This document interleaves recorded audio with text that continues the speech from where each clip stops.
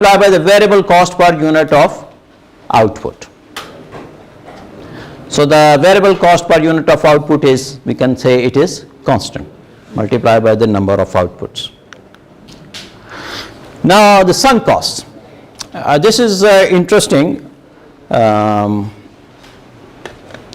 Sunk costs are already incurred costs.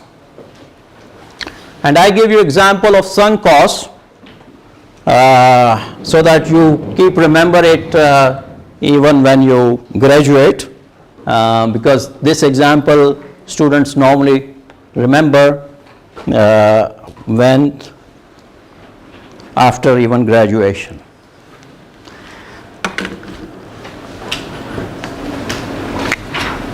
Suppose you are a rich guy and you bought a nice villa of 180,000 reals.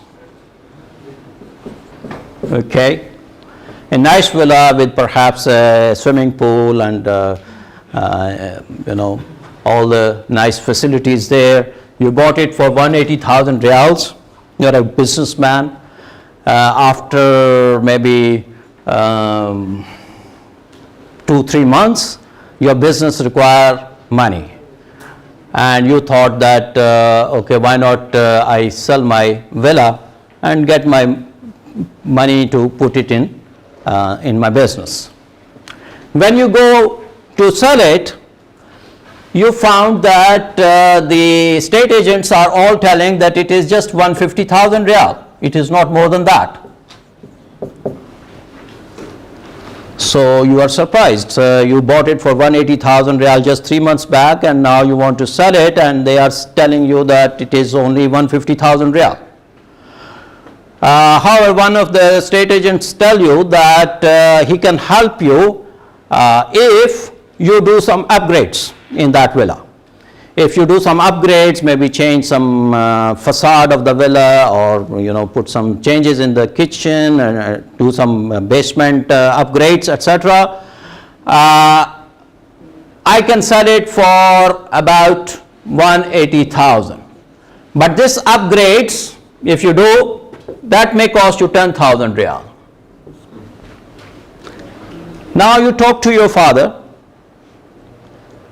and your father, when he listened to all story, he become angry with you. He said that, what is this? You have already bought 180,000. Now you will put 10,000 more, and you will sell it for 180,000. What kind of businessman you will be in future? He is very angry with you. You talk to your mother. Mother says, it's a good investment.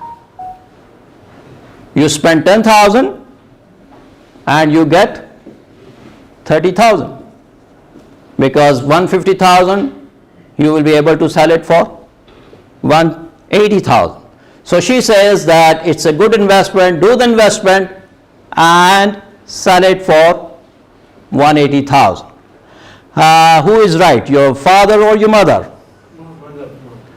Your mother is right, because the cost which has already incurred is considered as sunk cost. Now if we keep thinking about this cost, the earlier cost, we will make a wrong decision. We have to forget about this cost now. We have now, this cost is good, that we just put 10,000 and we will make 30,000. So the sunk costs are, I can give you examples. In, for example, rural area electrification, you have already diesel generating units there which are producing electricity. Now if you want to put solar PV or wind energy there, what you will do? You will compare this with solar PV capital cost. Their operating cost may be considered zero perhaps, or close to zero, and the operating cost of diesel units. We will not take into account the capital cost of diesel units because they are already existing there. So if you are testing your economy, you will forget about the capital cost of diesel generating units. Similarly, if a hydropower plant is already made, dam is already made, and hydroelectric power, some units are already there, these hydro turbines are there, and you want to put another hydro turbine, you will consider the dam cost as sunk cost. So the dam cost is a major cost actually. If you consider this as a sunk cost, then the only cost you have to consider is for testing the economy is just putting another turbine when you are, let's say, comparing with gas turbine or some other. So this is important concept of sunk cost. Let's continue. So the sunk costs are already incurred costs, and we should not include them in our economic analysis. Okay. Another concept is the life cycle cost. Life cycle cost is the cost of everything. It is cost of operating, it's initial cost of installing the project, replacement of components when they wear out, regular maintenance, overhaul costs, operating costs, administrative and overhead costs. So you can do analysis on life cycle cost basis. You can also compare the projects on life cycle cost per unit basis as well. For example, you have a nuclear power plant, and you calculate the life cycle cost of nuclear power plant per unit cost. So maybe you say that the per unit cost of nuclear is 2 cents per kilowatt hour. Per kilowatt hour is per unit cost, all right? And similarly, if you are comparing it in a gas turbine, maybe it is 5 cents per kilowatt hours. So you can easily compare. Even the sizes of the units, of the generating units may be different. One is 100 megawatt, another is maybe 500 megawatt. But still you can compare on the basis of per unit. So life cycle cost concept, yes, 538. Yeah, we will continue. Thank you. Another concept is, okay, now this is a good break here for you people to solve this problem, investing in electrical efficiency.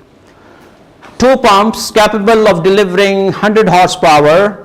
So here we have the operating cost as well as the capital cost. 2 pumps capable of delivering 100 horsepower to an agriculture farm are being evaluated in a present economy study. The selected pump will only be utilized for 1 year, and it will have no market value at the end of the year. The data is as follows.